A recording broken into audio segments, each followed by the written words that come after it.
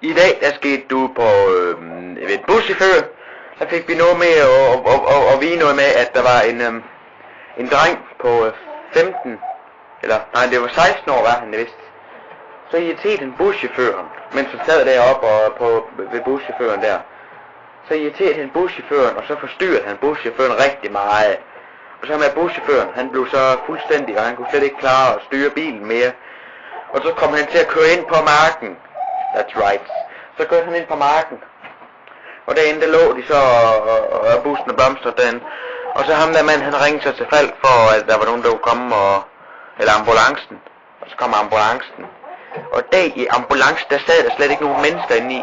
That's right. Der sad faktisk overhovedet ikke nogen som helst. Så, altså, vi ved ikke, hvad der foregår der, og om det er et spøgelse, eller vi har i hvert fald ikke hørt videre derfra. Og de der 2 mennesker ude ved bussen, de er aldrig blevet fundet igen. Det skete for 5 dage siden, og der er ikke sket noget, og der er ikke nogen, der har fundet nogen tegn eller beviser eller noget som helst, så vi kan ikke rigtig vide noget. Men det var alt for nyheden i dag. Oj.